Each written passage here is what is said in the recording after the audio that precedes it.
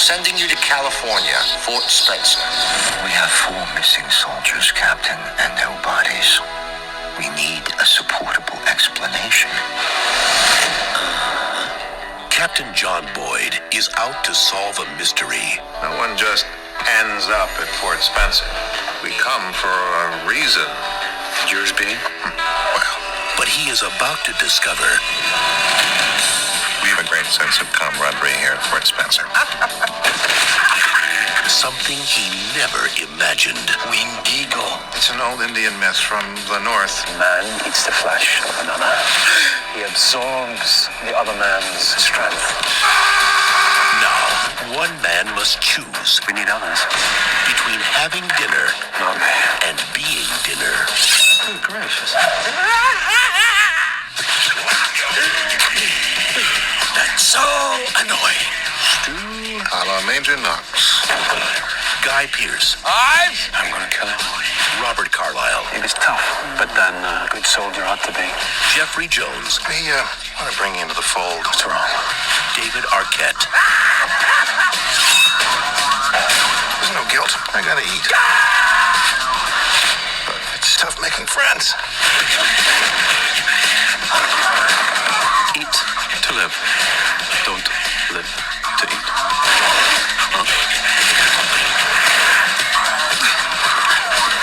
That was really sneaky. It was licking me! Ravenous, Bon appetit.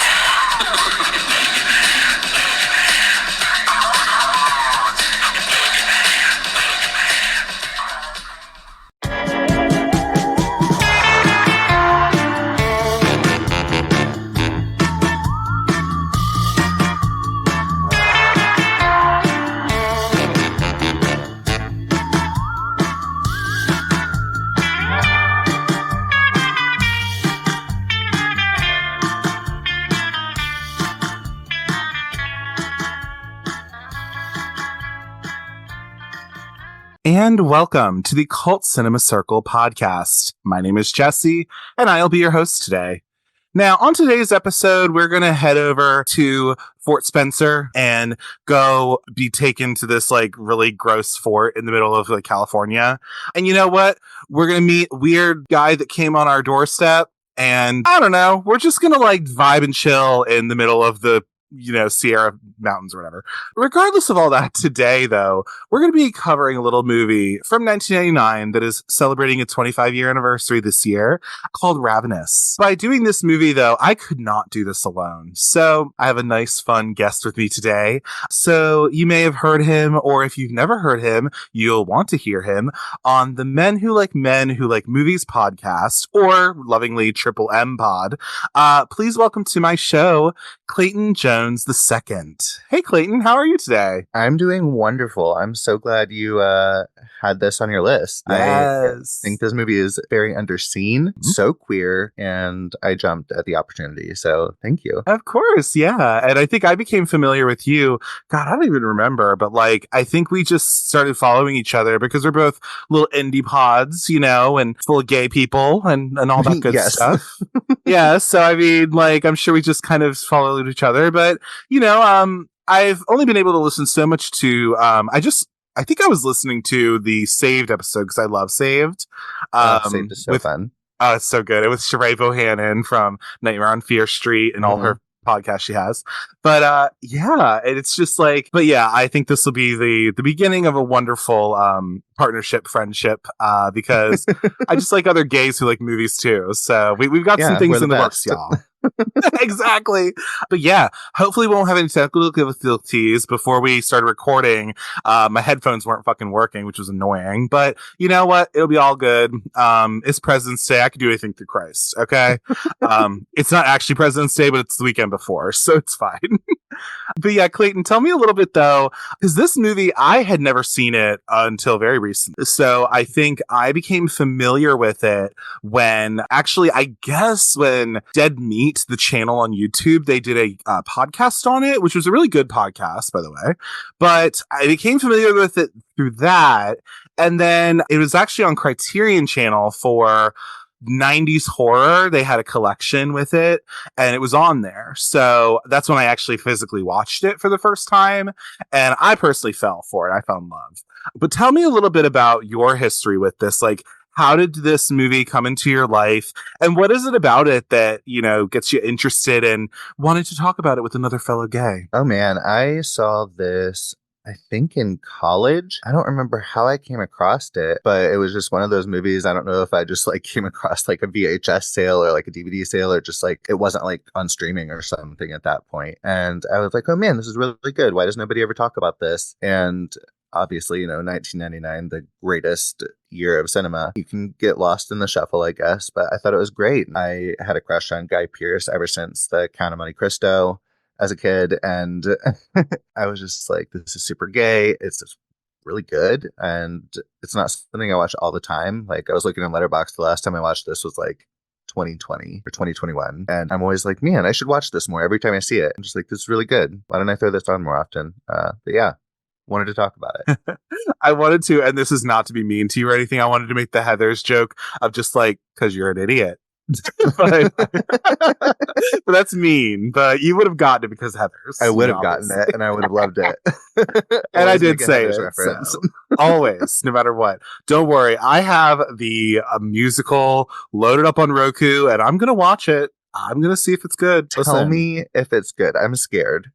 I'll let you know. I'll see if I'll let you know, because I think it's like a pro shot of it, so it's on the stage or whatever. So I hope it's good. I'm gonna give it a chance. Just like, I've seen several casts. I have the ones I like, and I don't know. I don't know how I feel about this production, but well, baby, it's free on Roku, so I'm gonna tell you what it's about. Okay, I'm gonna tell you. We'll do that. But literally, like, message me the second you finish it and be like, "Is this worth watching?" Because I love me some Heathers, even when Riverdale did it. Oh God, yeah. But anyway, I also want to see the Mean Girls musical, but I'm gonna wait for that to stream though. I think I'm gonna wait for that. I liked it. Yeah, I love that.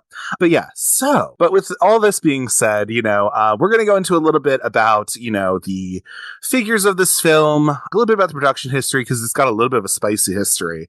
And we're also just gonna talk about the plot, characters, some of the themes that are in this movie, all that good stuff, you know what I mean? So this movie in particular, Ravenous, was released March 19th of 1999. So yesterday, from when you're hearing this, it'll be celebrating 25 years since it's been released. So yay, Ravenous. It was released by 20th Century Fox, which is why you can watch this on Disney Plus in the UK, which is super fun to me. Or Canada, whichever one, I think. But yeah, super, super cute. I don't know why it's not on like fucking Hulu or something like all the time, but whatever, you know, but it makes the rounds here and there, which is always nice. It's 100 minutes, so not too long. I don't think it overstays its welcome. Maybe it could have been cut down just a tiny bit, but it's not anything that's egregious. Okay. Every single movie now is like 2 hours, 20 minutes at the shortest. So looking at this runtime, I'm like, man, this is a breeze. Right? Exactly, man. Exactly. I mean, that Heathers musical is like 2 hours and 15 minutes. I'm just like, bitch, it's a musical. Okay. Fine. And also, they cut a lot of songs, and it still was right. Mostly good choices.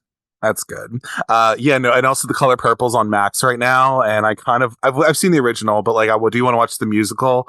It's like 2 hours and 20 minutes. I'm just like, I'll make it through. Okay. So The Color Purple. I have only seen the film once. I've never read the book. And I didn't love it. I generally like really depressing stuff, but I'm like, man, this is just a bummer. And so when it was made into a musical and everybody loved it, and I'm like, okay, I just don't want to see this story told through song. And then it came out, and I'm like, I'm usually there for any musical, and we're really feasting right now. There's 3 movies in the movie theater right now you go see that are musicals. That's great. And I just wasn't going to see it. And then she got nominated for an Oscar, and I try to watch all of the performances so I can be properly annoyed the day of awards. And so I'm like, God damn it, I have to watch it. And I was like, I don't want to go see it in the theater. That's just a long time to sit there for a movie like that. I want to watch it at home. And I'm like, I don't want to pay $20 for it. And I saw that HBO was getting it, and I've been checking, and it's like wasn't there. So thank you for telling me that it is now available on HBO. Yes, it's because YouTube told me it was, and I was like, fuck yeah, put it on the list. Thanks. Doing the Yeah, Lord's work. of course, always. Hail Satan. But anyway, so and there's a $12 million budget. Now we're gonna get into the figures of this movie. So it was at number 18 this opening weekend with about $1,040,727 overall, and it never did international. So really, it only ever made. I think I've heard my figures here say 2 million. I think it might have made like 6 million at the most, maybe. But guess what? That's really bad when it comes to a movie, especially if it was a theatrical release. So, That's so bad. But it's I mean, really again, bad. 1999, it was a crowded theater. Like, it was a crowded time. So Yeah, that's no, really yeah, totally. unfortunate. It's really unfortunate. At least that's what Box Office Mojo told me, and I tend to believe them for the most part. Yeah, no, even if it wasn't 2 million, it might have been a little bit more. I was like, that's bad. Like, so needless to say, that's what kind of puts it into the cult of it all, because it did not do well financially, period. Especially for Fox, at this time. But yeah, and then in terms of reviews, it's a little bit, so we have like 52% on Rotten Tomatoes from critics who, are critics, quote unquote. But then it does have a 78% on audience. So I think that some audiences have kind of embraced this more as this kind of weird Western horror kind of thing, I guess, which is cool. And then it sits at a 3.6 out of 5 on Letterboxd. Do you have any thoughts on any of that? The critic thing kind of surprises me a little bit, honestly. But the audience, I'm pleasantly surprised. And on Letterboxd, that sounds about right for Letterboxd. Like, I have it as a 4 on Letterboxd, so it's not fine. Yeah. Same here. I would say it was a 4 for me because I do like, we'll get all into that. Yeah. But yeah. So yeah, that's like the critical response of it. I'm sure we'll pull from what some of the critics might have said, like specifically, but we'll talk about that a little later. I did pull a quote from Ebert, I will say, that I thought was very funny. What was it? He gave it 3 stars out of 4, incidentally, and said, he was talking about the director, and said, her shots of me are all cheerfully off-putting. And I thought that was a really funny sentence. I love that. I mean, it is, but there you go. Yeah. So I love that. But yeah, so that's a little bit about like the critical and also just like the financials behind the movie as well. So when we talk about the production crew and the cast of this movie, so this is a director, Antonia Bird, really was only known for this movie in terms of like a feature film. She had done some other films before too, but I think they were very specific to the UK. And I think she had also done TV as well and theater as well. She was a British director, I believe. Yes. And unfortunately passed in 2013, which sucks, but also directed by a woman. But this, a horror that's super film cool. Directed by a woman. Mm-hmm. Coming in at the last minute and doing a great job, I might add. I think she did too, and we'll get into that too. It's fucking crazy. The writer of this is Ted Griffin. So he wrote this based off of a little bit of the Donner Party, which we could talk a tiny bit about, and then also Alfred Packer, I guess, as well. So a little bit of an amalgamation of all that. I think more so Donner Party was like the setting, and then Alfred Packer is more of Calhoun's character, if anything, which is cool. Ted Griffin, he went on to write Ocean's 11, and also rumor has it that movie, I think, with Jennifer Aniston, which I don't know what it's about, but okay. Yeah, I didn't bother watching it. It looked bad. Fine. Probably bad. Yeah. But yeah, so he's the writer. Nice. Yeah, I don't care about being nice on the show all the time. Depends, but who does? And then a really interesting thing too is the composers of this movie, one of whom is Michael Nyman, who he had done the piano, and I think he did Gattaca as well, which is cool. But also you have Damon Albarn from Gorillaz and also Blur from the 90s and 2000s, who is also composer of this movie too, which is super cool. The 90s. What a time. Yes, absolutely. So yeah, and the music is such a weird part of this movie too. It is because there's like these, so Nyman I think did more of the orchestral stuff, whereas I think Damon did a little bit more of some of the kind of stuff that's in here. I don't know how many times in my notes I was just like, what is this score? It's so weird, but I love it. No, seriously. And that's not the only time I think that criticism's been there, because it's fucking weird. This whole movie is weird, and we'll talk about that. But yeah, we also have to talk about the icon that is the cinematographer of this movie, Anthony B. Richmond, who is also a Brit. A lot of Brits in here because, you know, fucking a director's Brit, so makes sense. So I think she brought in a couple people that she already knew from the scene. But Anthony B. Richmond, he has done so many movies. I mean, goddamn. He is the guy who did Legally Blonde, Candyman, The Sweetest Thing, Tales from the Hood, Cherry Falls, and that's not even like including a lot of other shit he did. So yeah, he's kind of an icon to me, at least. Which, you know, just was steady working, I guess. I have never seen Cherry Falls. It's fun. I would say it was on Shudder for a minute. It doesn't really going to stream anywhere else. I'd love to do it on the show, but and I probably will. I think if anything, try to find a cheap copy of it, like either on Blu-ray or DVD. You could probably find a Blu-ray cheap. Yeah, it's fucking wild. I'm quite sure I would love it. It's just sometimes watching Brittany Murphy just makes me sad. Oh, same here, because I also love her a lot. But yeah, it's...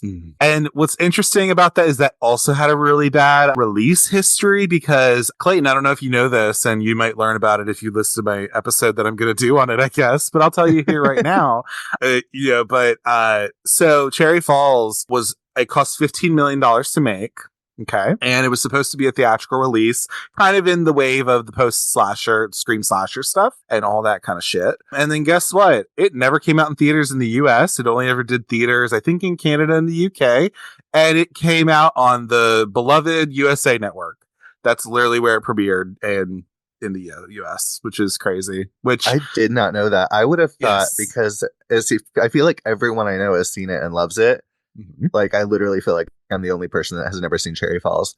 It's because it's hard to find. It was on Shudder for like a month. And they had even a whole little watch thing where they were like people who really liked the movie, and they had like Michael Kennedy, I think, like he introduced it or something or whatever. And I remember watching it then, but it's because it's hard to find, kind of. But there is release of it. There's a Blu-ray release they did. I think Scream Factory did that. But it kind of has the distinction of being one of, if not the most expensive TV movie made, because that's what it was. Yeah, that's crazy. I had no idea. I thought it was like a huge hit in theaters. Nope, it was. And the story itself is not the worst or anything.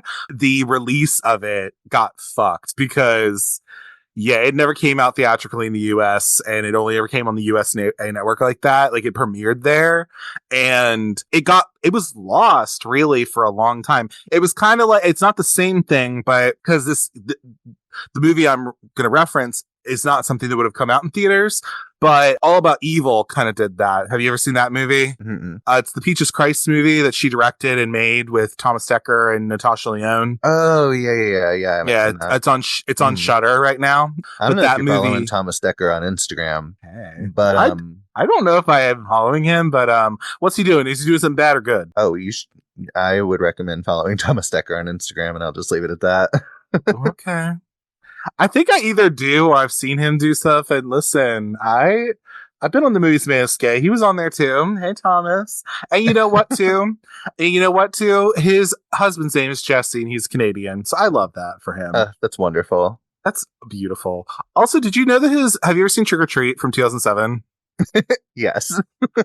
Did you know that his husband is actually the guy in the beginning who's like creepily waiting across the street from where Leslie Bibb is? Really? Yeah, that's so him. Funny. That's Jesse Haddock. So, like, literally that guy who's like, it's the whole thing of like, oh, he's just a guy in a mask or whatever. Yeah. That boy, like, who's a young guy, that's Jesse Haddock, who's Canadian and is now Thomas Decker's husband. So, what a journey for him. I know, right? But anyway, back to All About Evil. But All About Evil released, like, it released and then got lost for a long time until Shudder and also Severin Films, sorry, not Vinegar Syndrome. They released a Blu-ray copy of it, which I own. And I think with Cherry Falls, I promise this is about Ravenous, but whatever, we go on tangents here. But Cherry Falls pretty much had the same thing happen where like it was lost for a long time. Really, the only thing you can do is get a Blu-ray copy of it. But I recommend it. Even with, you can have your shrine to Brittany Murphy, baby. It's fine. But, but it's a fun little thing, and it's not the worst out there, to be honest. That is what it is. I'm sure I would love it. I'm right up my alley. Absolutely. And then Neil Farrell is the editor of this movie. He did Hamlet from 1996, so the Kenneth Branagh one. And he also did a movie called Cockneys versus Zombies, which just sounds fun. Yes. Cockneys versus Zombies. Which was the last film of Honor Blackman, Pussy Galore herself, before she died. Oh, really? Yes. That is a James Bond reference, right? Yes. And she also, I don't know if you're a Bridget Jones fan. She's, how familiar are you with Bridget Jones? I know Renee Zellweger's in it. Oh, okay. Never mind. She's in this scene. It's really funny. And it was a long time before I was like, oh my God, that's Pussy Galore from James Bond. Yeah. Anyway. Love that. I'm not a James Bond kind of girl personally. The only thing I know is that Sean Connery's in it, and they talk about that in Trainspotting, which we'll get to in a minute. But but also in Spice World, when they're doing the photo montage, one of the things that Victoria, when they're doing the little photo montage, and she has the knife and she's in a bikini or whatever, that's a James Bond reference. That's all I know. So I'm literally okay. I don't even know what that character referencing is, but I have never seen that. I just never have. I don't know why. But yeah. Otherwise, I would absolutely be able to tell you that. I know. It's really bad. I've also never seen Crossroads. I have not either. And I will tell you this right now. Don't worry. We're going to do an episode on it. My sister and me are going to do it because we loved the Spice Girls. I'm going to tell you what, though, Clayton. I'm going to tell you something. I said this on one of my episodes before. You could just go on YouTube and just watch some of the movie clips of Spice World probably. And guess what? You've watched the movie. That's it. There's not a gigantic story there. There's whatever. It's all about the vibes, baby. It's all about the gay vibes on it. That's all it is. I mean, that's what they did best. True. Very true. Speaking of gay vibes, we got Guy Pearce in this movie. Okay. He plays, God, what is his name? Boyd? Is he Boyd? Yes. Okay, good. Military title, Boyd. Some guy, Boyd, exactly. So Guy Pearce, he was in Memento.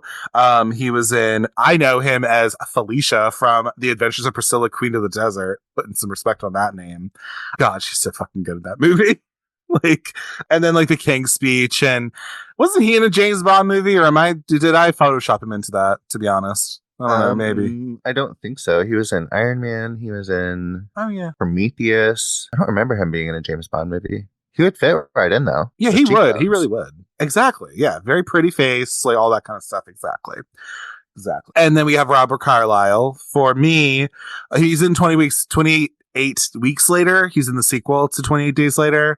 But I will always know him as Begbie from Trainspotting, which you did share with me that you have not seen Trainspotting. I know, and it looks so good. I just haven't ever watched it. I don't have a reason why. It's just one of those things that has never been at the number one of my things I needed to watch, and it just hasn't happened. Yeah, and you also, because we were also talking yesterday, we were messaging, and you at least like the boy from Slumdog Millionaire. I don't know if you like the movie, but that's also from Danny Boyle. So it's makes sense. I think Danny Boyle's great. I love Ewan McGregor.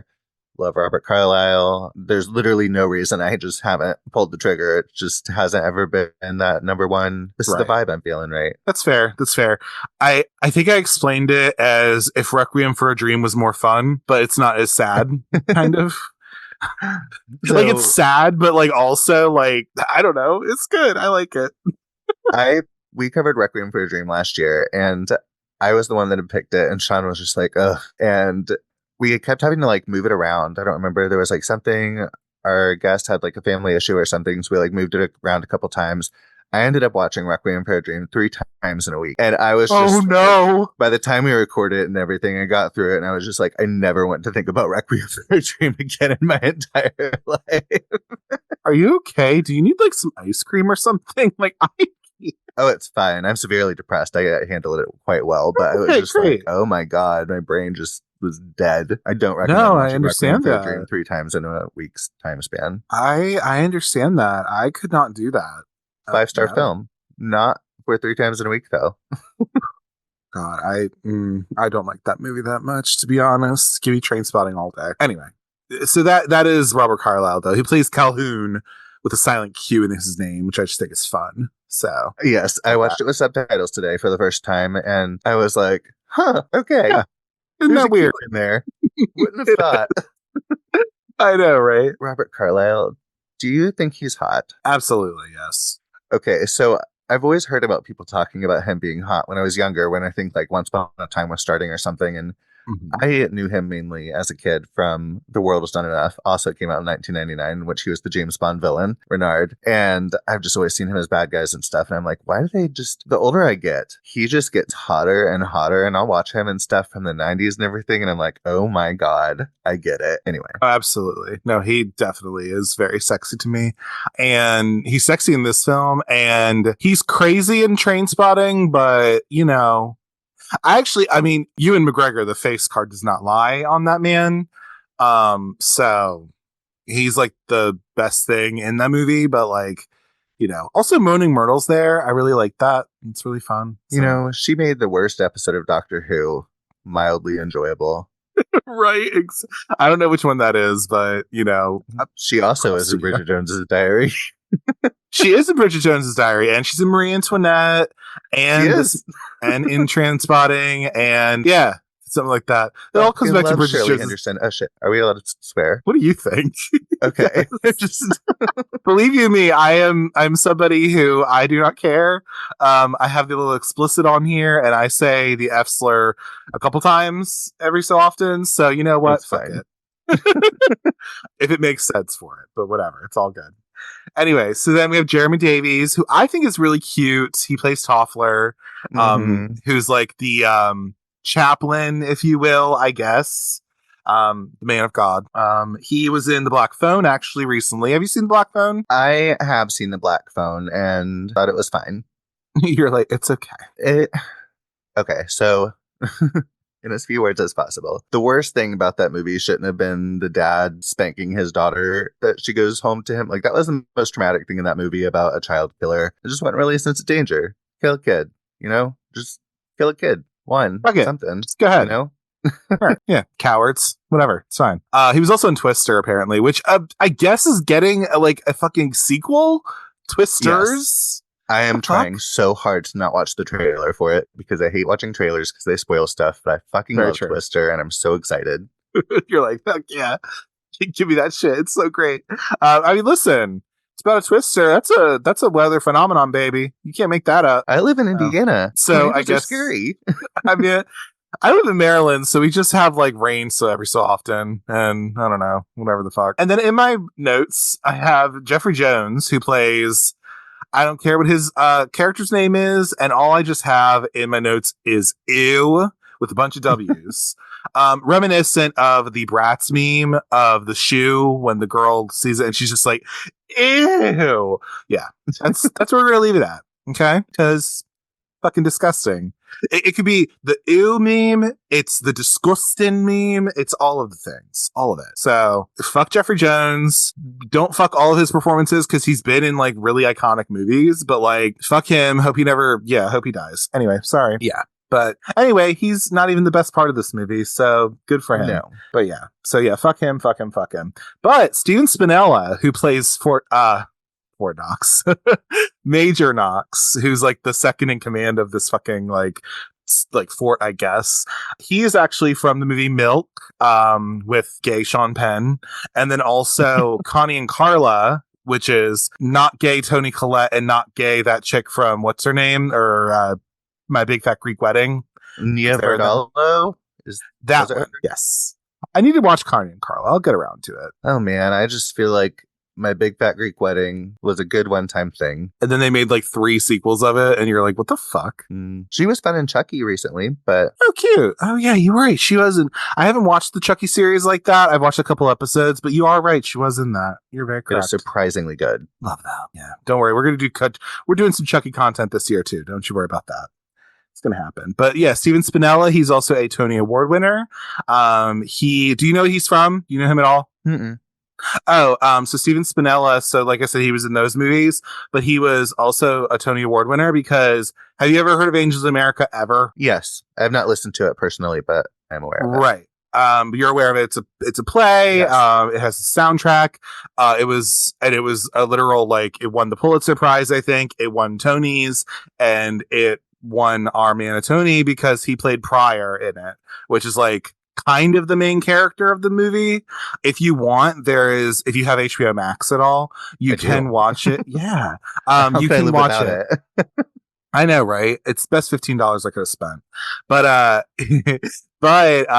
HBO actually did a miniseries of it, which is actually fairly good. So, because I love Angels in America, I studied theater in college. So, like, you know, I've read that movie, I've read that play. I've watched that movie. It's worth a thing. It's worth a watch. It has Mary Louise Parker, Meryl Streep. You're like done. That's it. I'm in. Emma Thompson, Jeffrey Wright, who's just kind of come back in vogue because of American Fiction, but he's amazing. Justin Kirk, he's the brother in Weeds to Mary Louise Parker. He was also very good in Succession recently. Yes, he is. I haven't watched Succession, but I guess he's in that show, which is cool. But he has comedic roots as well. But he was Pryor, which Steven Spinella did. Yeah, watch Angels in America, everybody. If you have an HBO Max subscription and you want to watch about gay stuff and you want to give a few hours of your life, go ahead and do it. I will always sing the praises. And then David Arquette's in it as well. He's in this movie. So he plays... What's his name Stoner. Again? He's the stoner. I don't remember his name though, but yes, he's the stoner of the Cleves. Cleves. Yes, you're right. Private you're right. Cleves. I think.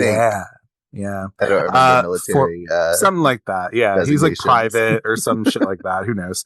Yeah, he is of course from Scream, 12-Hour Shift, Buffy the Vampire Slayer, 1992. What is it? Former Mr. Courtney Cox, which is cool. And also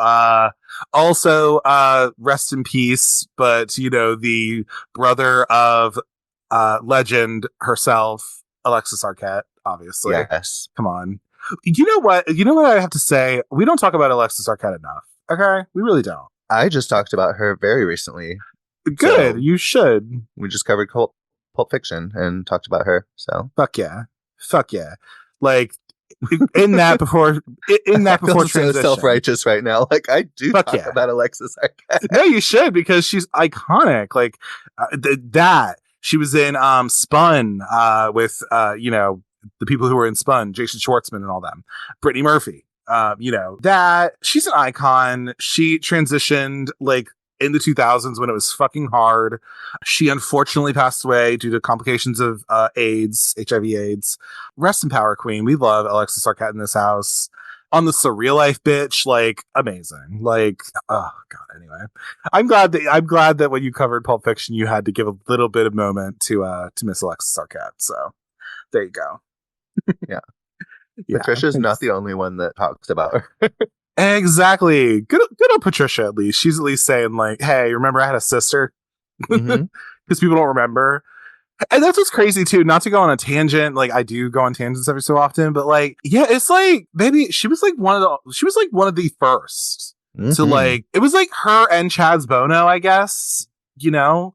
But, like, Alexis Arquette was out there, bitch. She was just living her life, living her trans life, and, you know, also coming from a really famous family, I guess, too. That also has its own added stresses, but, like, oh my god, it'd be so stressful.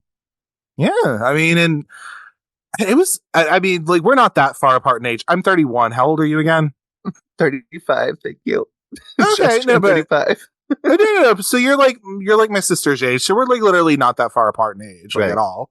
And so, like, yeah, no, we legit lived through the 2000s as like teenagers / like young, like teenagers. Yeah. Bitch, it was hard, everybody. For anybody who doesn't already know, like, shit was weird. You know, it was not the same as it was back then. So it's like, you know, there's a reason we all have anxiety. Literally. Oh my god. And that we're all just like that we're all trying to not, like, we're trying to break our bad habits of, like, you know, try to be skinny all the time and shit like that, you know? There wasn't that much body positivity back then. There wasn't a whole lot for gay people like that, you know what I mean? There was literally a term in fashion, heroin chic. Like, oh yeah. And I mean, yeah, it's still a fucking thing in terms of just like, you know, fashion and shit like that, but it was a lot. There was some harsh times, man. So any young viewer, listeners, people, whatever the hell, the youths, hello fellow kids. But you know, I don't know. It's hard to explain what it was, but also it's not that hard in a way because I'm like, yeah, that it scene fucking in White sucks. Chicks when she's like, Dina, the talking tummy. The days I wake up and still just think that about myself. It's hard to break. It really is. And also Jennifer Carpenter is an icon. Lest we forget. Former Mrs. Michael C. Hall. Amazing. So we're just chit-chat at this point, which is fine because this movie, like, listen. So talking a little bit about I guess if there's anybody else to really talk about too, we do have our icons that are Joseph Running Fox, who plays George in the movie, who is also a native person, which is cool. They had that. And also Martha as well, who, spoiler alert, everybody, but she does make it in the end, which is awesome. So yes. Love that for her. But those are both people of you know, native descent. So love to see it. Love that. Try to see if there's anybody else in particular. Not really a whole lot of other cast members to talk about. Do you have anybody else on the crew that you want to like talk about, shout out? I just wanted to mention Neil McDonough because he just always freaks me out. And so watching him play a good guy just upsets me. I was introduced to him from Desperate Housewives and I've seen him play a lot of villains since. And yeah, anyway, that was my only comment on anybody else in the crew. That's fair. I didn't have much to say about him, but you're right.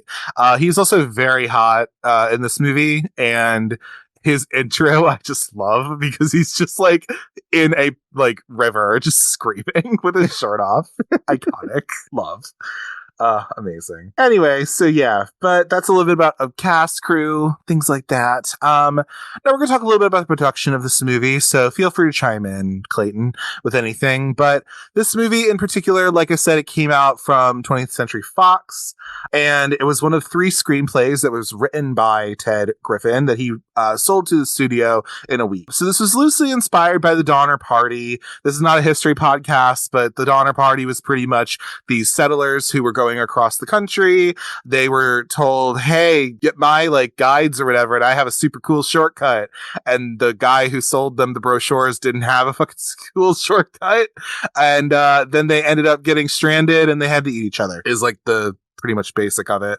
As well as earlier, like I said, Alfred Packer, who is a prospector and former Union Army soldier who murdered a bunch of people, like ate them, and then claimed to law enforcement that he did so out of self-defense and survival, which again influenced the character of Calhoun in this film. And so then in 97, Macedonian director Milcho Menchevsky, I guess. I had to sound that up, baby. Listen. Just go for it, say it confidently, and go. We'll all believe it. Fuck it. Let's do it. Please listen to my, Perfect Blue episode, because I love that movie. Those Japanese names were kicking my ass. I had to sound all those out because, listen, and don't you worry, I'm also doing I'm going to be doing soon enough, another Japanese movie, okay? And those are probably going to kick my ass too, but, it's fine. We ball. We here. But yeah, so this guy, Macedonian dude, was set to direct this movie. And all right, cool, great, boom, let's make this thing. So this movie was actually shot in Slovakia, also in the Tatra Mountains, which I believe is in Slovakia and Poland, like really? Right around there. Yeah. And it was also done in Durango, Mexico, right? So, all right, cool. We're on location, all this good shit, right? So 1 week before production, the director had submitted new storyboards, which would have required an additional 2 weeks of shooting. They eventually agreed on an additional week with complaints that the director had refused to attend production meetings with the producers. And the director claimed that Laura Ziskin, who has since passed away as well, pretty much micromanaged the production by vetoing his chosen technicians and casting against his wishes. So it was delayed on the first day. So the shooting was delayed on this first day as the director and the production were still negotiating over like the budget and the shooting schedule. And not that I'm a filmmaker, and Clayton, I don't think you're a filmmaker, right? Either, correct? Oh, absolutely not. But as gays who like movies and who know maybe a thing or two about them, isn't it a pretty good idea to already have your production schedule and your budget maybe thought out before you start shooting? Wouldn't you think that's maybe a good idea? I mean, for a studio film like this, yes, absolutely. Yeah, so that didn't happen, though. It's bad. That's really bad.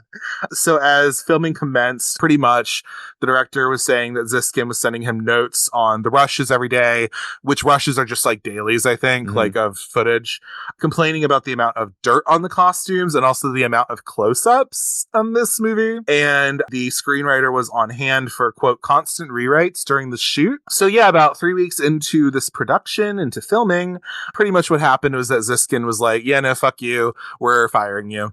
So they fired him, and then they replaced him with Little Director by Raja Gosnell. Do you know who that is? The name sounds vaguely familiar. So Raja Gosnell, for those who don't know, he may have directed a movie with Miss Drew Barrymore called Never Been Kissed. I don't know if you've heard of it. And he also did both live-action Scooby-Doo movies as well. All three are iconic cinema with a capital C. He also did like Yours, Mine, and Ours. He did the two Smurfs movies that came out in the 2010s, all that kind of shit. So yeah, Beverly Hills Chihuahua, I guess, apparently too. And yeah, he's done a couple things here and there. He was also an editor as well. So he edited like Mrs. Doubtfire. He was a part of that. He edited like Pretty Woman and Home Alone. He was part of the editing on there too. So, you know, so yeah, they brought in Raja Gosnell, and they were like, also, I did watch the sequel of Scooby-Doo. That movie is shockingly good. Like, shockingly good. Like, it should not be that good, but it's actually pretty decent. Like, seriously. That hot geek Seth Green. Listen. Yeah. Yeah. Although the director left the production, the cast, though, was unhappy with Gosnell and pretty much, like, apparently, allegedly, held a mutiny on the set and was pretty much like, no, we don't like this guy. Or they maybe just thought he was not the right fit for this, let's just say. Mm-hmm. So, yeah. And then Robert Carlyle, though, our Scottish buddy, he recommended Antonia Bird. He actually frequently collaborated with her and was kind of a business partner of hers as well. And Bird had a previous business relationship with Ziskin, and she really liked the script, so they brought her on after about 10 days of negotiation. They brought her to Prague, where she took over the production, and she too would criticize the circumstances under which the filming was to take place, describing the allocated studio space as, quote, horrible, and the scheduling of the shoot, quote, manipulative. And she also went on to say that her predecessor, the director, Milcho, should not have been blamed for the problematic production, which I think that is some queen shit right there, because she is not throwing anybody else under the bus like that, which is really, really nice. And do you know what it sounds like to me? Sounds like studios are just annoying to work with. Yep. And it sounds like that one lady, that Ziskin lady, was a nightmare to work with. So, well, Laura was a strong personality. Yep. But so she did get shit done.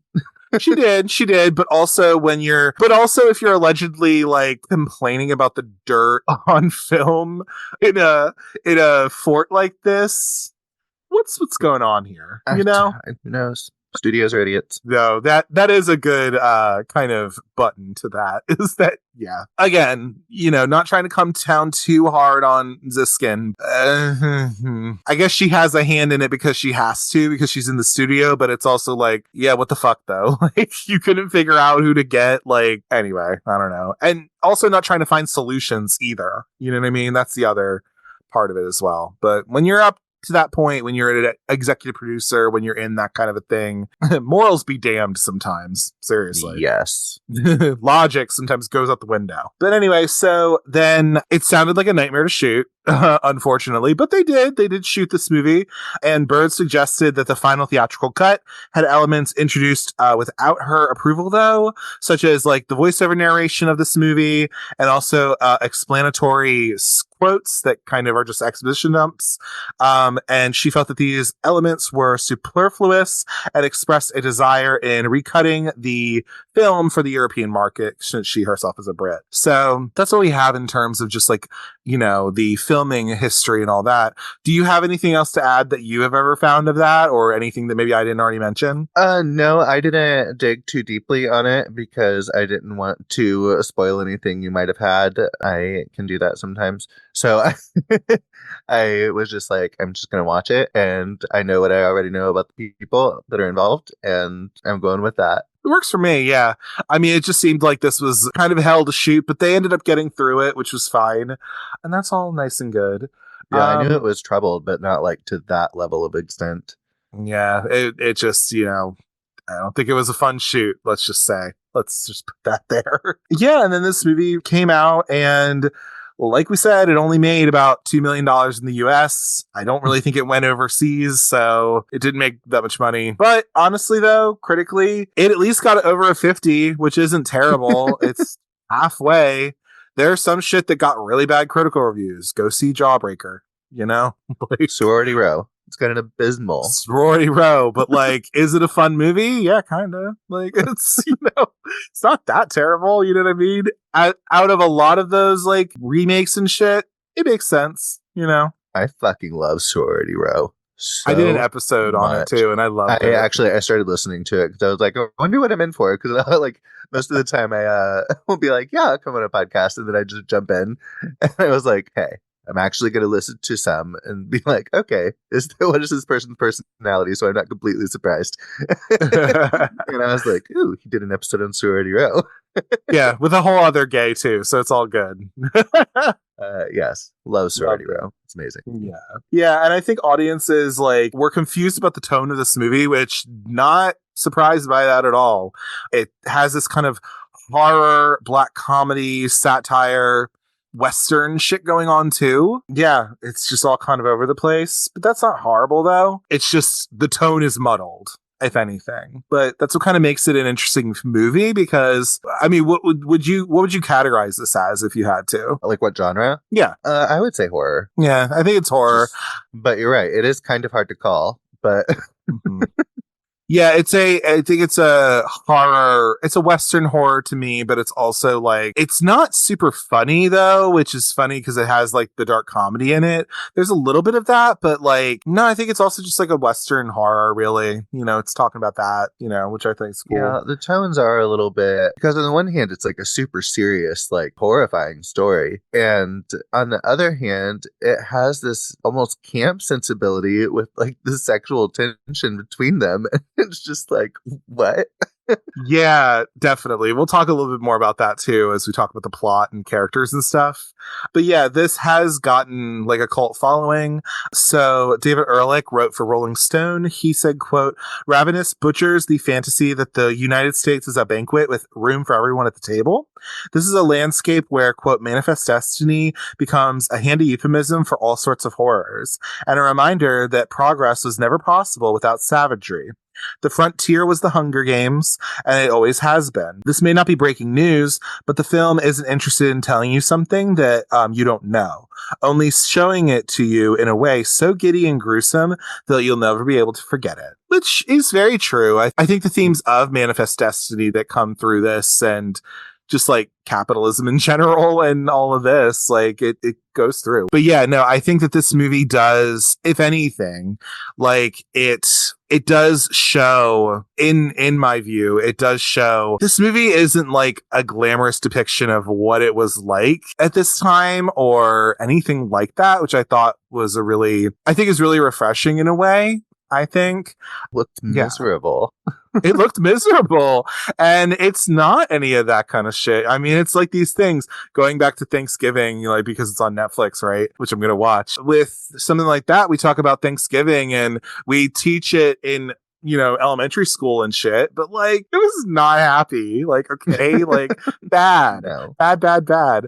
And so when we talk about this time in history and the westward settlement and all that kind of stuff, it's not glamorous or anything. Not that we're expecting it to be, but like it isn't. And there's some really fucked up shit going on, Yeah. And I think also this, I wish would have gone more international because I think it probably would have done better. Yeah, I don't know. I'm still just kind of surprised this cast was hot at the time. Like, I think it's well done. Like, there's a whole lot worse you could do with your time. Absolutely. I agree. But yeah, so I mean, that's a little bit about just like the overall legacy of the movie or just some of the reception it had and all that stuff. But Clayton, I have a task for you. Okay. So my task for you is if you were to have to explain this movie to somebody who maybe has never seen it before, how would you describe the plot of Ravenous? Well, I can answer that for you very, very easily.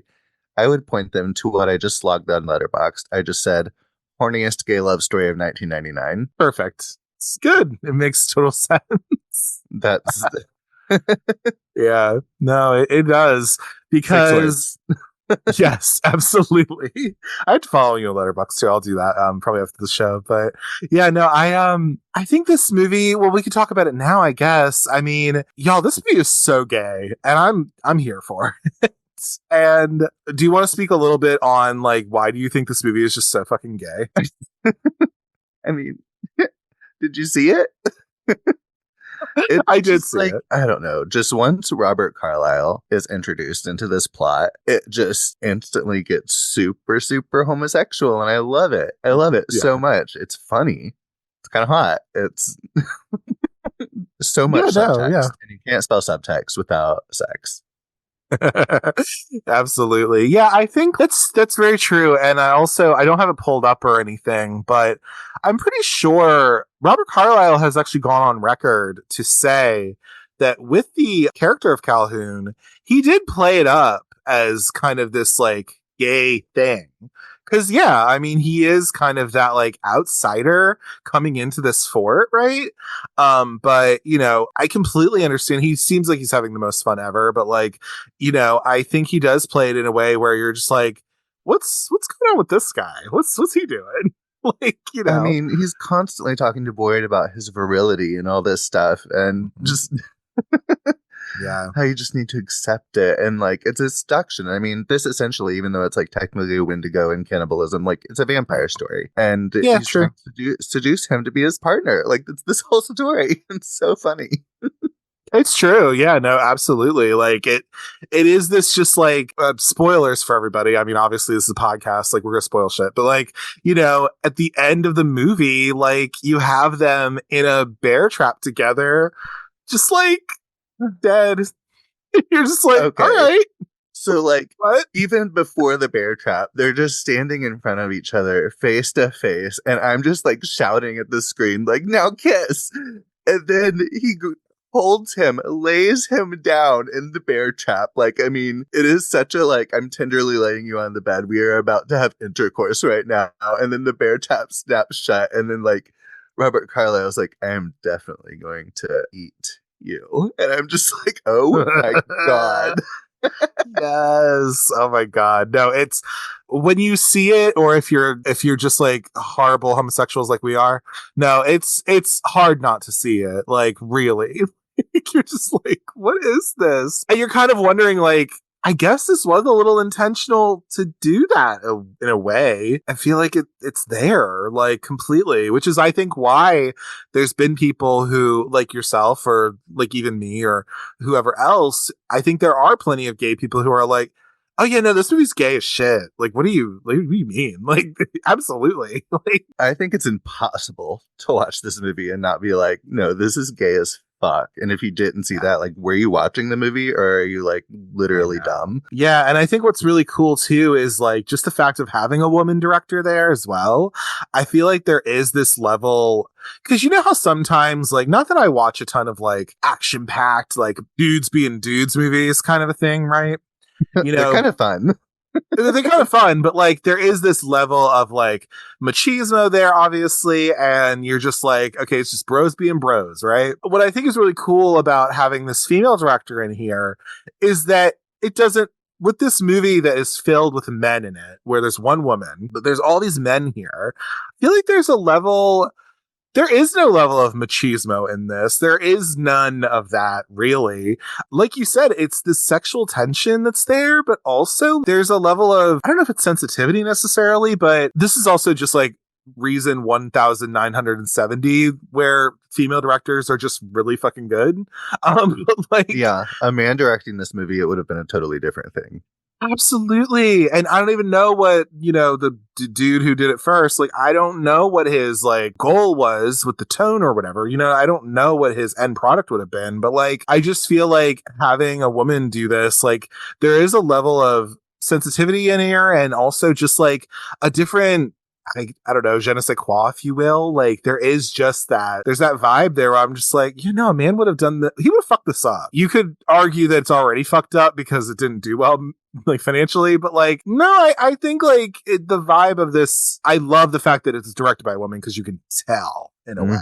Yeah. Which, on the flip side, I will be doing ginger snaps at some point on this podcast. I don't know when, but I will. I think it's really fascinating that movie was written by a woman, but was directed by a man. But it doesn't feel like it was directed by a man. It is one of the few exceptions. Which is crazy to me. I'm just like, that is just like, that one is good. But anyway, so yeah, but I like your plot. I love that. I guess before we kind of dive into any sort of the characters of the movie or anything like that, and maybe talk about the plot just in general, I do want to talk a little bit about the themes of the movie, just a little bit. I already mentioned a little bit about it anyway. This is set in the 1840s, and I think that and the act of cannibalism, from what Wikipedia tells me, it's really critiquing manifest destiny. If you don't already know what manifest destiny is, not you, Clayton, but listeners, it is the assertion by specifically white men of the time that they just were entitled to like expand in America, pretty much, is what manifest destiny is. So like, what else is beyond like the fucking 13 colonies, pretty much, right? So we need to go westward. We need to explore America, quote unquote. So I'm just gonna throw myself under the bus here. I had a light bulb moment during this movie about manifest destiny. I always was like, it's about westward expansion, all this stuff, went to a good school. I got good grades. History wasn't, my best subject, but and something about the way Robert Carlyle said manifest destiny, I was just, I'm a stoner. And I was just like, oh, like manifest destiny. Because I was always just like, why did they call it manifest destiny? Like, it doesn't even make any sense. But I was just like, it was like, seeing a speaker that's like, no, just manifest destiny. And I was just like, oh my God, I'm 35 years old and I get it. High thoughts with Clayton. I love it. Yeah. No, it's true. And so like, it's definitely critiquing that, Yeah, and also it's not subtle at all. Just colonialism in general, which of course is just like people coming to a fucking place and just, being colonial and shit and like, saying, oh no, we're here. And so that's what happened with like, obviously slavery. They were like, oh no, these African people, no, you're coming with us and we're going to like enslave you. Isn't that gonna be fun? Yeah. Not at all. Or, oh, hey, we're gonna like discover America, even though literally there were already people here. And we've like completely wrecked them systematically and for the rest of their lives. Yeah, fucked up. And also just capitalism in general. We're the best. White people. Like, disgusting. And then also just capitalism because we live it every day, baby. Listen. So fun times. As Bird quoted as saying, as a European, observing early Californian history and making a film about that, I kind of believe that Europeans were responsible for a lot of stuff that happened here, which is true. And Robert Carlyle's character represents that. The Europeans practiced genocide. And I think the good things about America, we're Europeans not responsible for. That's something that she said about that. Although she also said this film is, quote, more about social misfits than the whole seductive nature of power, she stated. She said, I quote, would like to think that someone who enjoyed it, the movie Ravenous, only as gallows humor would start to think The metaphor of power and a society that we're encouraged to be competitive is, to me, not a great society. Thus, cannibalism can be seen as a critique of, quote, contemporary America, where the way of life seems to be more and more a matter of consume or be consumed. She's just dropping some bars there, is what I feel like. It's so funny she said that, because I was watching this and I was kind of thinking about it through a queer lens, because, you know, when you're watching something for a podcast, you think about it like a little bit differently. And I was just like, this is so like a queer story, because there is this big search for a need for family and community and belonging. And I was just like, huh. And, you know, as queers, we love a story about a found family. You know, just gravitate toward that. So, yeah. Absolutely. It does have it all. Could have used at least a butt or two, but I am willing to. There is a butt. You see Robert Carlyle's butt. Oh, yeah, you're right. Oh, I was not even paying attention like that. Damn it. I noticed it. I'm glad. But yeah, so in addition, she also said that the cannibalism can be an interpretation as an addiction to drugs or a yearning for eternal youth, which manifests in modern day Western society as the consumption of junk food or the obsession with plastic surgery. Robert Carlyle's character is the ultimate drug pusher, and Guy Pearce's character is the ultimate junkie, is what she said. Which kind of, you know. It does fit. I struggled with addiction and stuff, and I'm in recovery, and like it does fit. But I still just think it's more like, come on, come out of the closet. You know, just come on. I agree. Accept yourself. Exactly. But yeah, so I guess definitely think those are the themes of this film. I guess if anything, like to put on to what a plot is, pretty much what happens is that Captain John Boyd, he is a coward who pretty much fought in the Mexican-American War. He pretty much played dead and got behind enemy lines, and he like took over the enemy base, but he did it by being a coward. So because of this, his higher ups ship him off to Fort Spencer in the middle of California in 1840s with a ragtag team of people, militia that are there, who that includes Private Cleaves, who is a private, played by David Arquette. Private Toffler, who's the chaplain, played by Jeremy Davies. So cute. Colonel Hart. Yes, he's so cute. Colonel Hart, who's played by Jeffrey Jones. Bleh. And so then General Slauson is the guy. It's his boss. That's his boss. Major Knox, who's Steven Spinella, who is a constant drunk and alcoholic, who just sleeps all the time, pretty much. Yes. And then Private Reich as well, who's kind of like the soldier of the group, played by Neil McDonough. And then you also have the extremely blue eyes. Yes, absolutely. And then also you have kind of the native representation and really the guides for these people, who are George and Martha, who are brother and sister. Although, fun little fact I put in my notes, that it was actually supposed to be two brothers. Mm-hmm. And they changed it at the last minute. Probably because she was awesome. Yeah. Also with not subtle commentary on, they were here when we got here, that we just kind of inherited them. Like, right. Yeah, I was exactly. Like, this movie isn't subtle, but I like it. Exactly. So anyway, that's who makes up this militia, this Fort Spencer, if you will. Anyway, found family, if you will. Found family.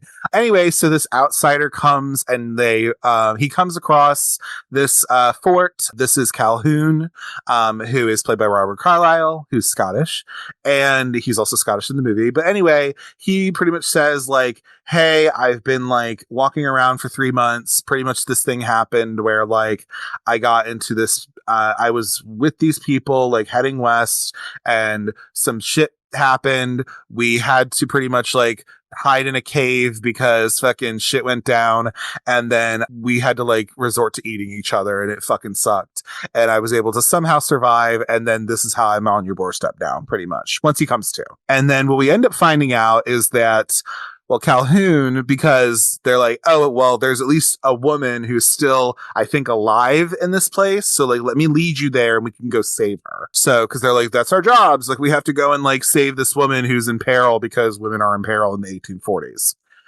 Yes. Yes. But anyway, so. Not Martha, though. Not Martha, though. She's a bad bitch. But yeah, so they go, Knox stays behind because he's a drunk, but everybody else goes, and, you know, they end up finding the cave and all this. and they go in the cave. They have Boyd and Reich go in the cave, and they end up finding the remains of all these people. And then they find out, oh, wait a minute, the way that this is all set up, because they find all the skeletons and all this shit, there's actually no woman that's alive, and pretty much it was a whole trap that was set up by Calhoun, who we end up finding out is what is called a Wendigo. Do you have any information about what a Wendigo is that you want to share or anything like that? My main knowledge of Wendigo is from movies that aren't super great and a few episodes of Supernatural, so I probably should not speak on this. But yeah, again, like I see this much more as just kind of another vampire story. More than even a cannibal or Wendigo tale. It's more of a like just another form of vampire. Yeah, sure. How the story plays out, you know? Yeah, absolutely. So for anybody who's wondering what a Wendigo is, actually, if you just watch this movie, you get a pretty good idea of what a Wendigo is, actually. Yeah. But pretty much what it is, it's according to Wikipedia, it is a malevolent spirit, sometimes depicted as a creature with human-like characteristics that possesses human beings. It is said to cause its victims an insatiable hunger, the desire to eat other humans, and the propensity to commit murder. Sometimes there is like a giant humanoid creature with like a heart of ice, whose approach is signaled by a foul stench or an sudden unseasonable chill, when really actually I think more so that the Wendigo is not like Bigfoot or something. It's more so this kind of entity that possesses people, in the example in this movie of what happened to Calhoun. So yeah, it's more so it's a spirit that kind of possesses somebody, and that's what makes them hungry for flesh and candy. And also, I think in a lot of things that I've seen on it, like if you eat the flesh of someone else, that's how you become one. So sure. Yeah, absolutely. Yep. So that's from two white people. That's what a Wendigo is. Yeah. But there you go. You know, there you go. but and I'm sure if you want to do your own research, you know, I honestly think I have not seen antlers or anything. I know that also has a Wendigo aspect. Nah. I personally would say, from what I've gathered from people, I think Ravenous actually does the Wendigo story pretty decent, which is good. So I think it is the best depiction, honestly, I've seen, probably. Yeah, I would agree from what I've gathered too. So that's nice. Anyway, so then now it's pretty much this cat and mouse game going on between Calhoun and Boyd, because pretty much everyone is killed at this fucking hanging rock place or whatever the fuck. So they kill like George, unfortunately. They kill Boyd, Jeffrey Jones, blah. They pretty much kill all these other people. Reich ends up dying as well. He's not killed by Calhoun, but I think he just dies because he tries fighting him and all that, if I'm not mistaken. Boyd is pretty much no, they don't kill Boyd. I'm sorry. They kill Hart. That's Jeffrey Jones. Boyd is Guy Pearce. Anyway, so all these names are like, everyone feels similar to me in a way. Just like actor. These actors. And so I'm just Toffler. Like, wait, who is this? Exactly. Oh, they do kill Toffler. It's very sad. I know. Anyway, he wasn't. He was just minding his own business and just praying to the Lord. But you know, and look where it got him. God damn it! Right. But anyway, so. But yeah, but what ends up happening is Boyd pretty much like hides out, and he's just like, fuck, I gotta like be able to get back to the fort. So he ends up slowly but surely, he like has to leave Reich at his body. He ends up, you know, being able to get back to the fort, which is nice. Out the fact that he eats him. He does eat him. You're right. I totally forgot about that. He does eat him, which is how he walks back from a leg injury where his bone was sticking out of his leg. So that's exactly why I have you here, Clayton. Okay, you gotta keep me on track. I know, it's gross. Oh, and the other thing with that too is that just the like him having to like reset his like fucking like broken ass leg and stuff, like it's gross to me. Like, ugh. I'm a horror fan, like, and I love horror, and I think this does it very well. Like I always forget, like, man, it's really gory. Gross. It's got some real gross stuff in it. It's got really good practical effects. Like, completely.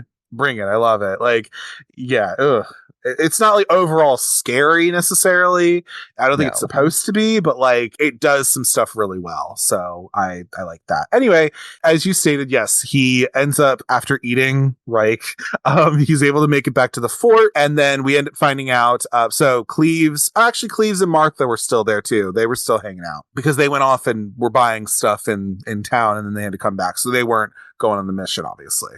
But that's why George went. But anyway, so like he gets back to the fort and all this, and he's pretty much saying like, hey, look, like this is what went on. Like this guy is a fucking like, because even George was like, you're a fucking Wendigo, dude. Like you are absolutely a monster. Like what the fuck's wrong with you? He doesn't trust, like George doesn't trust him at all. Like he doesn't trust Calhoun at all.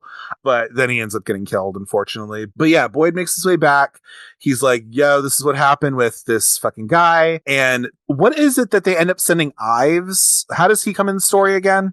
Well, since everyone was gone for some reason or other, you know, whatever your official story may be on that, they've got to have a replacement. And so somehow he was able to get in there. I don't know what his former rank was, if he actually had military service, because, you know, he had talked about Colonel Ives. Yes. Whatever. And we assumed he had eaten him, but it was like actually him. But yeah, so he just did it. Snakes his way back in there. They don't tell us. I try not to think about it too hard. Right. Familiar enough about the interpersonal politics and logistics of HR in 1840s military bases. As somebody who worked in HR for at least a good 3 years before, I don't think it existed back then. So there's that. But anyway, so yeah, but they send him out, and then Colonel Ives ends up being Calhoun pretty much. And what ends up happening is that also we find out that Ives, because he ended up doing this, because remember, like Boyd was kind of by himself and he had to eat his friend. So then Calhoun just went back and just like took the form of Ives, and then like he's now been running shit. So he's just like, oh no, like Boyd is like, oh fuck no, like he's a fucking Wendigo, like he's a bad dude, all this shit, right? And so we find out though that Hart, he actually is been brought back to life, I guess, because of man stew, I guess you could call it. They just kill people and they make a stew of it and they eat it, and they're like, we ball, like we're here, you know what I mean? Yeah. So that's exactly what happens. So they bring Hart back to life, and they end up killing Major Knox, which is unfortunate. They kill him, and they also stab Boyd as well. And they're like, you need to eat. Why are you, like you were saying, like, just give into it. Like, just do it, right? Like, you know, just be one of us pretty much. Yeah. Yeah, that's exactly what happens. Incredibly homoerotic speech. Absolutely, yes. Where Robert Carlyle says, it's not courage to resist me, it's courage to accept me. You're already one of us. Come on. Exactly. Be gay, do crime. Be gay, do crimes. Love it. But yes. So yeah, and then we're seeing kind of the things going on. So obviously, like Boyd isn't really talking to Ives a whole lot because he's like, no, that's a fucking monster. And him and Hart have a whole conversation as well.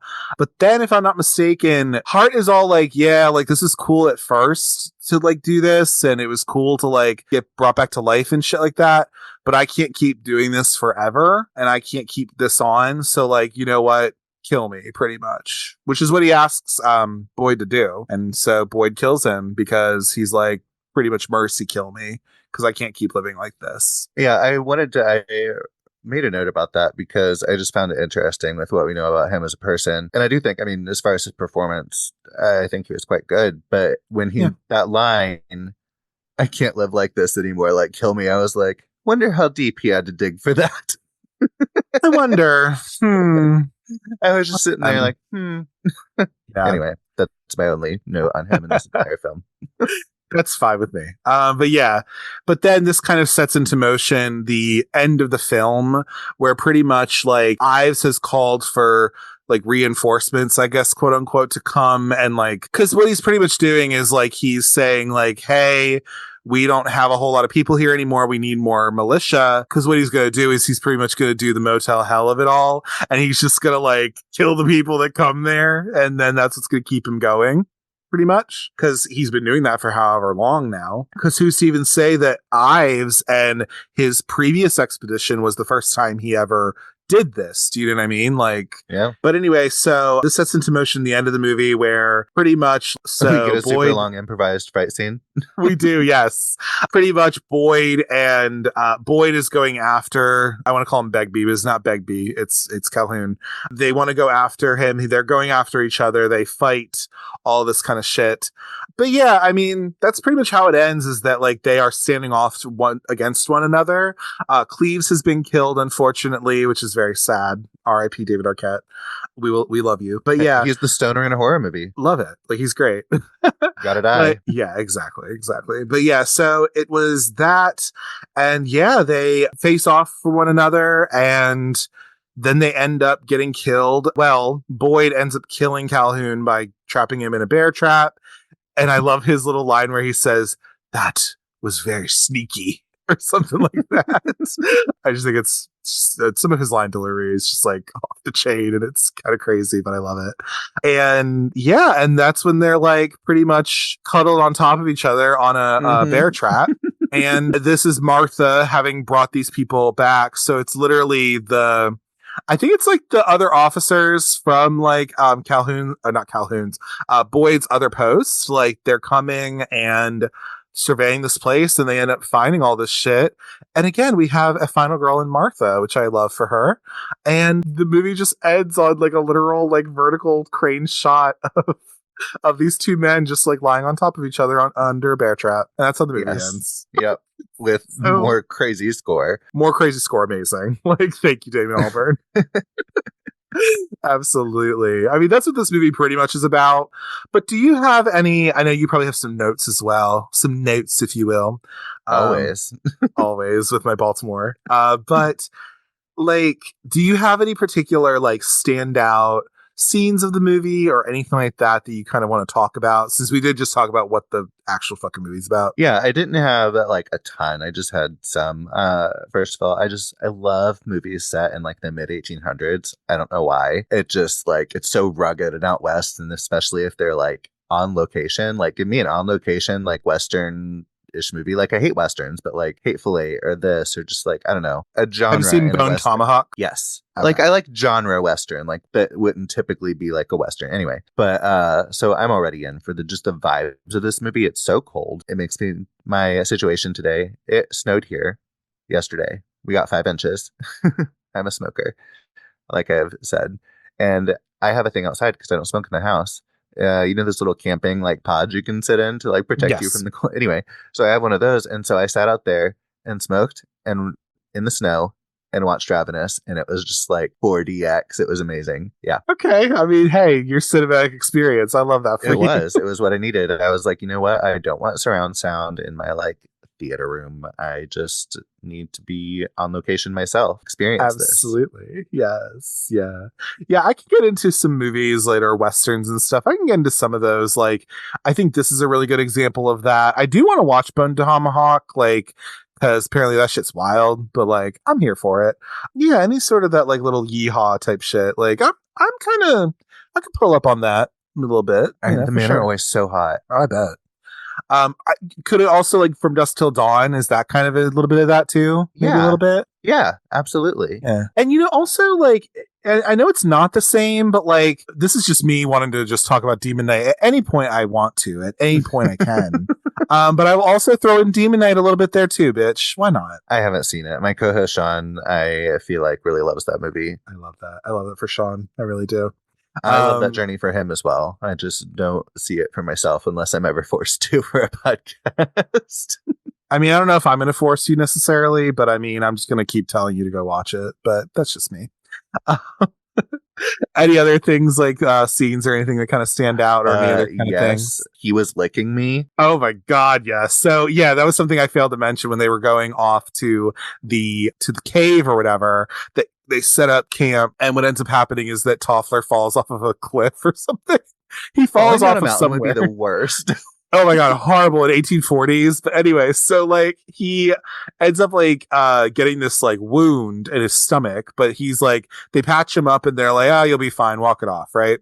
And then, yeah, like in the middle of the night, you have Calhoun is just like licking on him. And then he's just like, and Toffler's just like, fucking like, no, what the hell? And then he's like, he was licking me, which they put in the trailer and it like is awful. Sucks. But yeah, it's wild. And I'm just like, that's scary. And it's also like, I'm fucked up. So I just think it's super funny. And it's also just like, it's kind of sexual. And oh yeah, they're like, he was licking me. Like, how terrifying would that be? You're like half dead. You've got a huge hole in your side, and like this creepy little fucker that you know is eating people is just like licking your wound. And he's like, oh, I was just having a bad dream, sir. Like, no, you weren't, you fucking weirdo. Like, what are you doing? So I'm not even consenting to this. Since you saw this more recently, I remember when I did like the first big twist, did it like get you? Or were you like, well, of course. God, I'm trying to think because I'm trying to remember if I was like listening to that podcast about it first and then I watched it. But I was at least familiar that it was a bit of a Wendigo story, I think, but I didn't know what that meant in terms of this movie. I was like, well, what the hell? What do you mean? Then when I found out that like, oh, I think it did kind of take me for it because I was like, oh, wait, yes, this guy is just like a fucking villain. He's just like like monster, isn't he? Okay, all right then. Like, you know, he plays it so like he seems so hurt and everything, and then it's like, oh no, he's like the villain and also like the villain. Mm-hmm. It surprised me, and even though I'm used to Robert Carlyle playing villain roles, right, it just shocked me. I was like, oh my god. And then later when he shows back up, I was just like, oh shit, he's like evil. This is great. But like Robert Carlyle, that scene where it does have the twist, when he's like frantically digging in the dirt like a fucking psychopath. Yeah. His acting is so fucking good. And then he just drops it all. Yeah. It's crazy. And then like, oh yeah, no. And then you have the whole thing with like Toffler where he's just like, you know, that is so annoying, right? Yeah. And then he's like, so run. Like he has to tell him like, you need to run for your life. Toffler he's pretty, but he's very useless. Yeah, thank God he's pretty. But that's really can't even rhyme for his little Bible song. Oh, I know, right? Yeah, exactly. He has to be told like fervent. What rhymes with servant? Fervent. Yes. I also just absolute shock when he fucking just leaps off of the cliff out of nowhere. Oh my God, yeah. You're like, how are you gonna live? Like, how do you survive? He did somehow. I will he broke say, his whole fucking leg. People give him a lot of shit about being a coward, but you know what? He did survive, unlike everybody else, and he took that base. So, who did the wrong thing there? Listen, we can't get into like the military politics of it all and whatever, because that's not our lane. But I will say, I'm like, listen, if I would have been there, bitch, I probably would have done the same exact fucking thing. Are you fucking kidding me? Like, come on now. Like, yeah, it takes some cunning for that. But they were like, nah, we can't have you do that again, though. I think General Slauson, I think is his name. That's his boss's name. And it makes me think of Tourist Trap, too. Oh, God. Do you know how I would die in a horror movie? How would you die in a horror movie? I would be on the edge of that cliff, and Robert Carlyle would be coming at me, and I'm like, if you're going to kill me anyway, can we, like, fuck beforehand? Like, just... Yeah, just a little bit. Just like... I wouldn't just jump off the cliff. I'd be like, oh, I'm going to die anyway. Like, that's fine. I don't have to worry about bills anymore. But exactly. Right. Like, there's no rent. There's no groceries. You don't have to eat. Haunting seems kind of cool. So, you know, it's all good. Absolutely. Yeah. We should probably shout out the squelching effects. Oh yeah, the squelching effects of just like from the he's licking me to also just like, you know, him trying to put his like fucking broken leg back together. Any of the times people are eating anything. Oh my God, yeah. Like the beginning of this movie where he's at his base after this whole thing and they all have the meat. That meat looks fucking disgusting, dude. Ooh. Yeah. Horrible. Really disgusting. Yeah, yeah, totally. Yes. Double entendre when he's trying to like prove that Robert Carlyle's bad. He's like, no, I shot him in the arm and to just like take your shirt off. And he's like slowly disrobing. And he's like, surely Major Knox has no desire to hear me cough. And I'm just like, oh my God, just like everybody go fuck. Just go fuck and get it over with. You're all men. You're just stuck here. His speech I found really seductive. I'm just like, if this was like a real thing, I have really bad depression and stuff. And like, I had cancer before. If someone was like, your depression goes away, like, sign me up. Like, I'll come eat people with you, Robert Carlyle.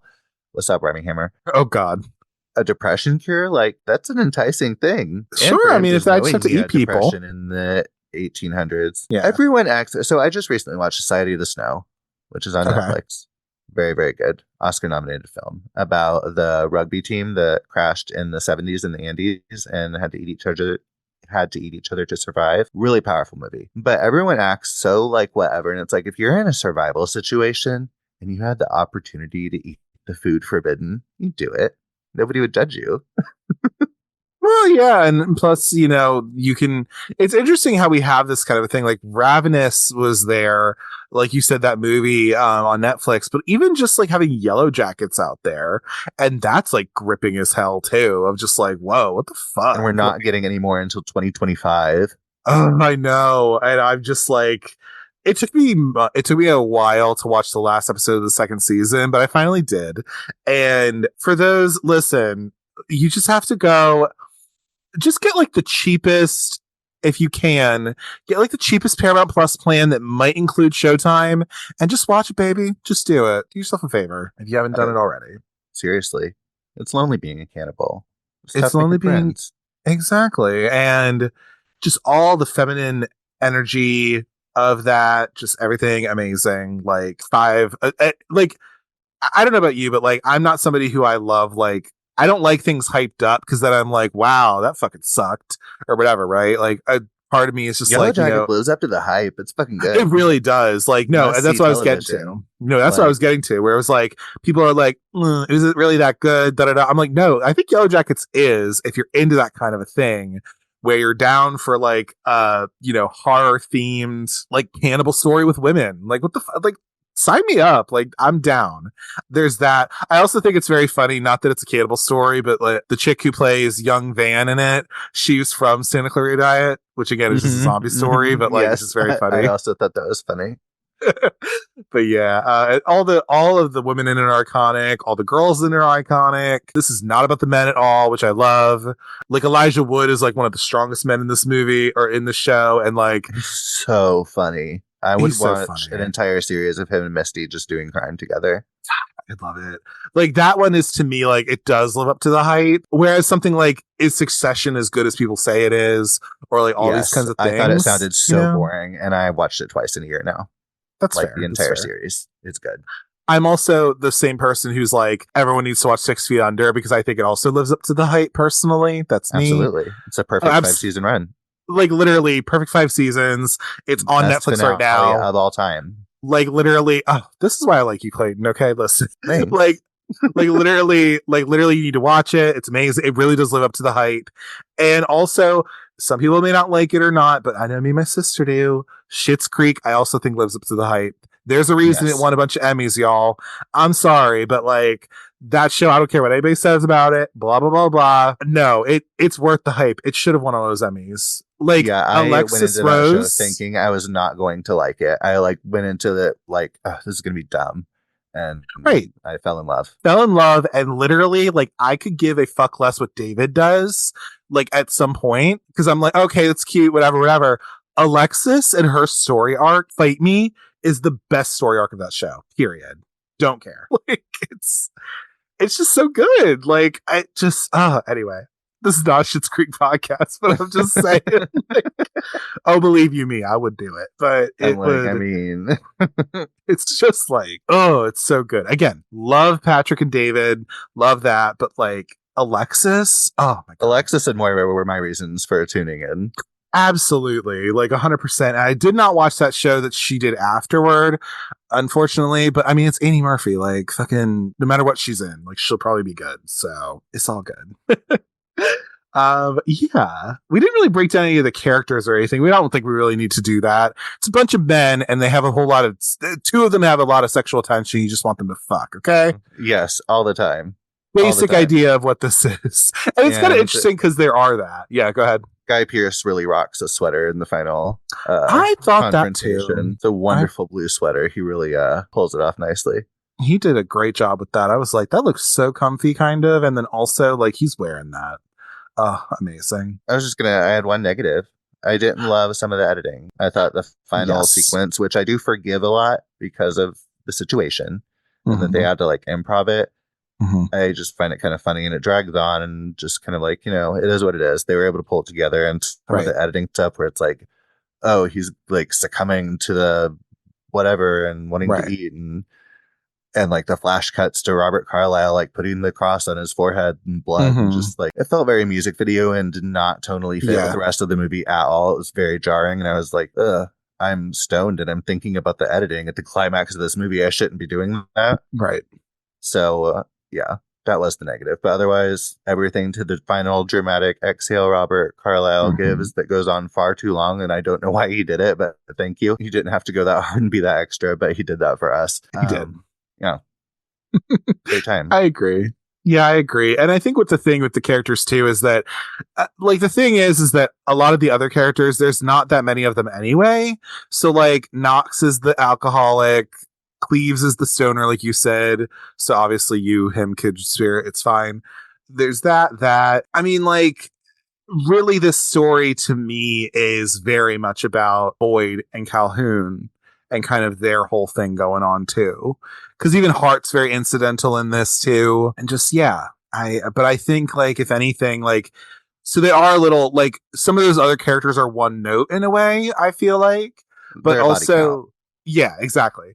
But like, I think that those two main characters of Boyd and Calhoun, I really think that they do a really good job. Everyone does a really good job in the movie acting wise, but like, I really do think like they have a lot of substance going on. And really, I guess if anything, like Boyd himself is dealing with, well, was I really a coward?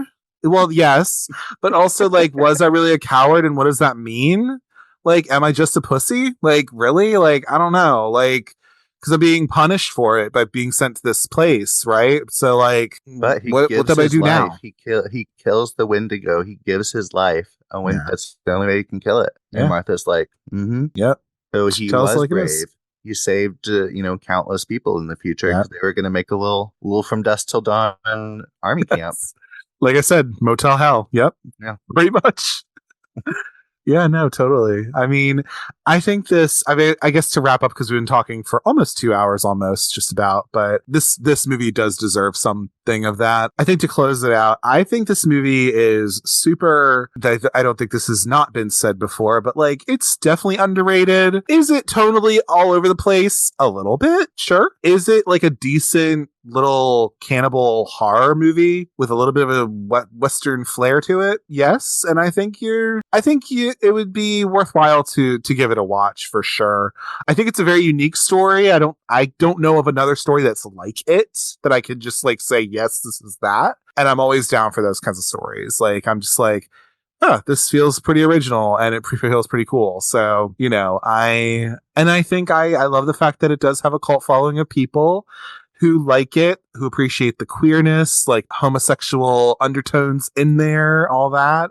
But I think overall, like, I'm always okay with a production that maybe was hell to do, but the product, I think, was pretty good. It's just, I don't think people knew what to do with it when it came out. That's really it. Yeah, it's a very wacky experience. It's kind of hard to be like, wait, what is this supposed to be making me feel? I don't know, but I think that's part of its charm. I think so too. Yep. And yeah, if you wanted to read into it of like the stuff about manifest destiny and just like colonialism and all this kind of shit, you could dig into that, I'm sure. And I think also just having the inclusion of like at least 2 native characters in here, which was cool. The fact that this was also just directed by a woman, I think is really unique too. And I think also just adds to like, you should put this in your rotation of Cannibal Movie Night, if you haven't already. So it's queer horror. Like, it is queer horror. Yeah, it is queer horror for sure. So definitely watch it in June if you can, for sure. Do you know where this streams ever or like that? I know it's streamed on Criterion Channel before, and I think where else maybe. I don't know. I own this personally, so right. Who released it? Yeah, I don't know. I have it digitally, actually. How I said I was an addict earlier. I had a huge library and sold it all for drugs. Don't do heroin, people. So now please all don't. of my library is just digital. It's quite large, but yeah. So I purchased on that. I don't know who put it out, but I think there's at least a Blu-ray of it. I think there is, or something like that. But even if anything, I think renting would be good too. Definitely. Like, it's worth it. I would say buy it, but it's definitely worth a rent. There's you're not going to be mad about spending that money. Right, I agree. Also, if you have a VPN, just go into UK or Canada and go on Disney Plus and watch it, which is what I did. So you could do that too. But yeah, I think that's everything I can think though. But Clayton, I want to thank you so much for coming on my show. I really liked our conversation, and you seem like a cool dude, cool movie gay, which I appreciate. I always want to find that. But I like it.